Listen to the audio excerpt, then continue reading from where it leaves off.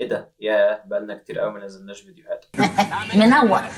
تقريبا شهرين على ما اظن، ده غير ان يوتيوب اصلا غضبان عليا وحاطط قناتي في الكولد ريتش. انت مين يالا؟ ولكن ما في مشكله، اخيرا بعد غياب طويل عدنا مره اخرى، ولا داعي لذكر اسباب غيابي طول الفتره دي، الله لا يعيدها ايام. طبعا سوينا بعض التغييرات في القناه زي تغيير اللوجو من كده لكده، واسم القناه من انجلش ويز اس اس اس. طيب كفايه، مش هكمل اسم يا جماعه عشان خاطر وقت الفيديو، الى انجلش ويز اي اس. الله مبدع يا شباب، والله مبدع طول عمري. بعبرت ايه يا اخويا؟ طيب المفروض انك داخل الفيديو ده عشان الماضي المستمر، اللي هو تاني فيديو معانا في سلسلة الازمنة. طبعا شرحنا زمن الماضي البسيط مع نبذة عن تاريخه، لو ما شفتش الفيديو فانت فايتك كتير، لازم تشوفه، هتستمتع وهتتعلم. وعد يا صديقي.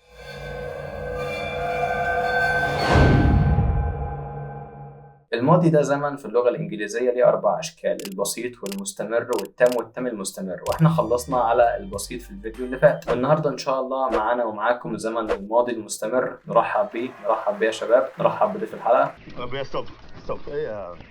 طيب كفايه. تخيل انك عايش في انجلترا من حوالي 1000 سنه كده، واحد صاحبك جه قال لك انا كلت، خلاص فهمت انه كل. بعد شويه جه قال لك انا كنت باكل، رد عليه تقول له ايه؟ What؟ هو انت كلت ولا كنت لسه بتاكل؟ المشكله دي كانت موجوده فعلا، الناس كانت عايزه تحكي عن حدث كان شغال في الماضي، مش مجرد حدث حصل وخلاص. فبدات اللغه الانجليزيه تطور نفسها، قالوا طيب بدل ما نقول الفعل لوحده، ليه ما نقولش was او were عشان نعرف ان الكلام كان في الماضي، وبعدين نحط للفعل ing عشان نفهم ان الحدث لسه مستمر. يعني بدل ما اقول I studied ذاكرت، بقوا بيقولوا I was studying كنت بذاكر. بقى في فرق كبير جدا. شايف الفرق؟ الماضي المستمر بيخليك تشوف المشهد وهو شغال، كأن الكاميرا واقفة على الحدث. ليه الزمن ده اتعمل اصلا؟ لان الناس كانت محتاجة تعبر عن حاجات زي كنت باكل، كنت بجري، كانت بتمطر، كانوا بيتكلموا، مش مجرد اكلنا، جرينا، مطرت، تتكلموا. ومن هنا ظهر الماضي المستمر وبقى شكله طبعا زي ما كلكم عارفين subject was were verb ing.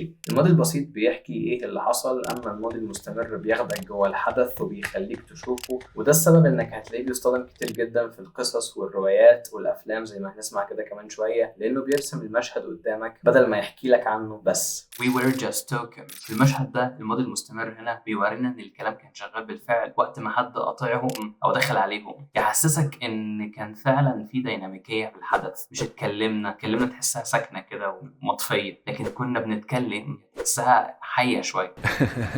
We were just talking. We were just talking. We were just talking. What were you doing؟ السؤال هنا بالماضي المستمر وبيتساءل عن حاجة كانت شغالة في وقت معين في الماضي. What were you doing? What were you doing? What were you doing? I was waiting for you. الماضي المستمر هنا بيرسم المشهد كأنه بيقول وقت اللي حصل أنا كنت مستنيك. I was waiting for you. I was waiting for you. I was waiting for you. I was looking for you. الجملة دي بتوحي إن البحث كان مستمر قبل وقوع حدث معين. I was looking for you. I was looking for you. I was looking for you.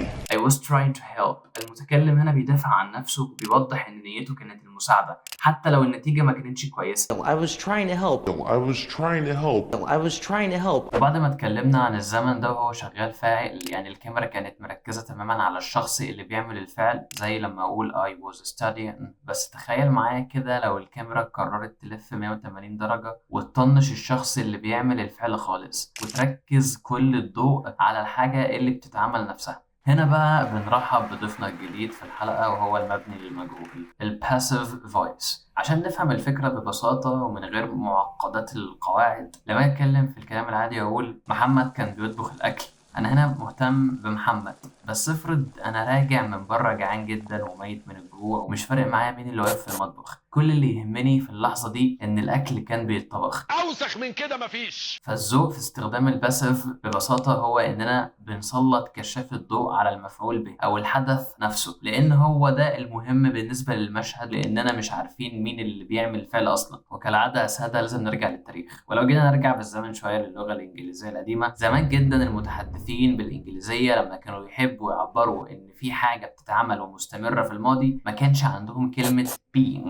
ما تقول بينج يا اسطى وخلاص علشان ما نتلخفنش بينها وبين بين، هي مش ناقصة والله حتى الكلمتين اللي احنا كنا حافظينهم. لا يا يوسف مش لازم، على فكرة الموضوع بسيط. هقول لك ازاي تفرق بينهم في الاستماع. حرف الجي في being محذوف مع تشديد بسيط على حرف الان، وبين كده كده معروفة يعني مش هتزعل حد، ما فيهاش تشديد على حرف الان، فيها مادة عادي. ايه ده تصدق يا اسطى طلع الموضوع بسيط. شفت بقى الموضوع بسيط ازاي؟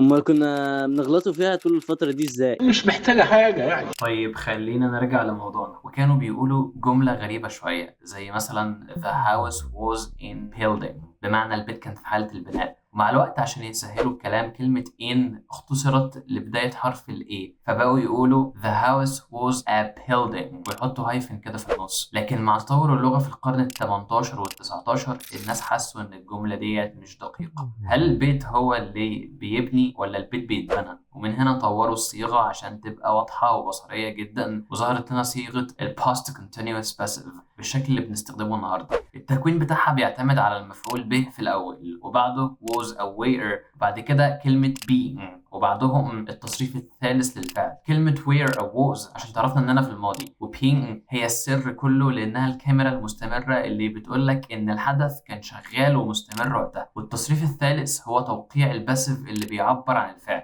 عشان نعيش المشهد البصري ونشوف الفرق الكامل بين المعلوم والمجهول، في حالة المعلوم بنقول the mechanic was repairing my car، والكاميرا هنا واقفة على الميكانيكي وهو ماسك المفتاح وشغال. أما لما نحولها المجهول بنقول my car was being repaired، عربيتي كانت بتتصلح، والكاميرا انتقلت وبقت واقفة على العربية والموتور مفتوح والتركيز كله على عملية الإصلاح نفسها. وناخد مثال تاني يدخلك جوه المشهد بالكامل. They were watching the movie when the power went out. هما كانوا قاعدين بيتفرجوا على الفيلم فجأة النور قطع عليهم. ده كده في المعلوم. أما في المجهول فبنقول the movie was being watched when the power went out. الفيلم كان شغال وشاشة التلفزيون بتعرض الأحداث لما النور قطع مرة واحدة.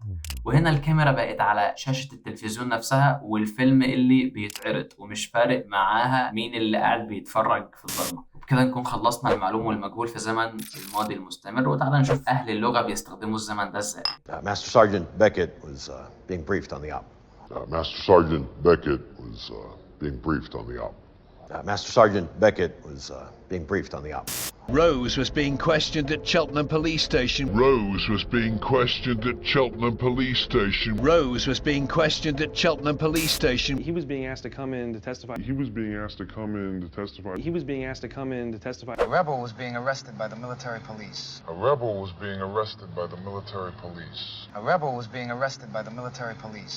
Anne was being followed by black vehicles. Anne was being followed by black vehicles. Anne was being followed by black vehicles. بس كده يا شباب، دي كانت حلقة النهاردة. أتمنى نكون قدرنا نسهل ونبسط زمن الماضي المستمر ليكم. ولو عجبكم الفيديو انتوا عارفين هتعملوا ايه. ما تنسوش تسيبوا تعليق وتقولوا لي ايه رأيكم في الحلقة. والله ساعات بحس اني بكلم نفسي في التعليقات من قلة الناس اللي بتعلق اساسا. المهم يعني الفيديو ده سجله ومنتجه احمد سالم، وكتب الجزء الثاني من السكريبت اياد علاء، وسجل معانا مشهد بي يوسف سلمان. منورين يا شباب والله بنوري. ولا تقلقوا، لن يتم التأخير في الفيديوهات ثانية. سلام.